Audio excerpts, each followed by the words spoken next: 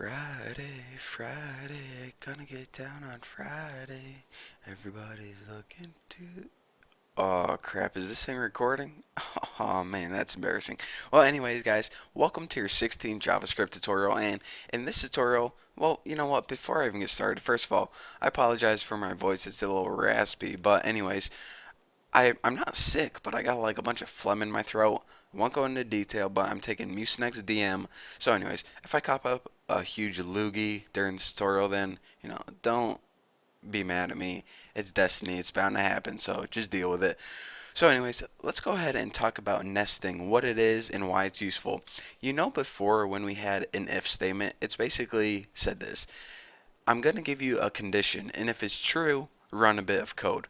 Well, now what we can do is nesting is the idea that you can have an if statement and you can stick another if statement inside it. And then it's going to say basically, I'm going to give you a condition and then I'm going to give you another condition, and if they're both true, then run a bit of code. So it's just saying instead of meeting one instead of passing one test, you have to pass two tests instead. So let's go ahead and give you guys an example before you get extremely confused. So I'm going to go ahead and set my first name equal to Bucky because that's my dang name.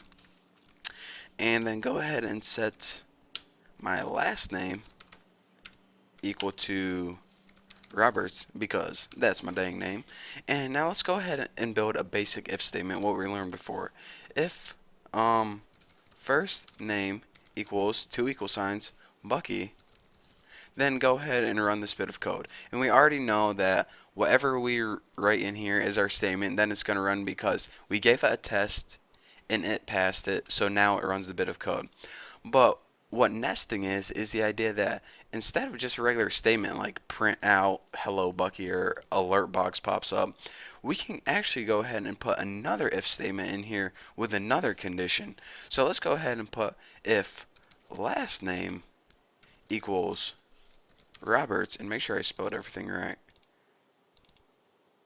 You see, whenever you like have a variable or something and you want to make sure it matches, just go ahead and double click it, and then you don't have to be like FIRST, NAME. Just double click it and it's going to highlight all the other ones that are spelled the same. But anyways, back to the tutorial.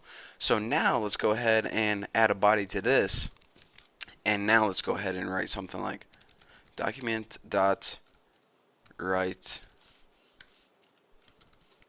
welcome Bucky Roberts explanation, and I accidentally hit notepad, so there we go, just like that. So now let's go ahead and save it and run this baby and see what we get. Whoa, probably should have minimized that a little bit. Okay. Yeah, about this, I don't want to talk about that. So I actually forgot. I forgot that that was up there. So yeah, pretty embarrassing. But anyways, as you can see, it says welcome Bucky Roberta. Meant to say Roberts, but who cares? So now you can see the basics of nesting. Instead of having one test to pass, you now have to pass another test before you can get to your code. And this isn't only basic if. You can also nest if else. And now check it out. Say you're making a script here and you want to make sure the Bucky's, or excuse me, the user's first name was Bucky, and then you want to make sure their last name was Roberts. So if their first name is Bucky and their last name is Roberts, it's going to say hello Bucky Roberts. I'll just go ahead and change that. But if their first name is Bucky and their last name is not Roberts, let's go ahead and write something else.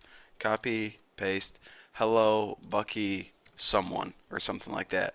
So now if your variable was Bucky Covington or something like that, you go ahead and it says welcome Bucky someone because it passed this first test right here. So it got in. His first name was Bucky, but then it says, is your last name Roberts? Well, no. So I'm going to go to else, and that says welcome Bucky someone. So again, I just want to give you guys the idea that instead of just writing a statement in here, you can actually nest an entire if statement in here, and then it's just going to give it more tests to pass. And actually, I don't want to confuse you guys too much, but you can actually put another if statement in here, and you can nest it like 1,000 times if you want. So you're saying, all right, make sure your name's Bucky, make sure your last name is Roberts, make sure your favorite color is blue, make sure you're 24, and you can give it a bunch of different ifs. But actually, if you guys are thinking about doing that, there is a lot easier way. So mostly people nest, you can probably nest three ifs instead of inside each other, and that is, most the deepest that people go. If you want to get deeper than that, then there are better techniques, and I'm going to show you guys those techniques in the upcoming tutorials. But I guess now that the cat's out of the bag, then I'm going to go back to watching my favorite music video, and I guess I'll see you guys in the next tutorial.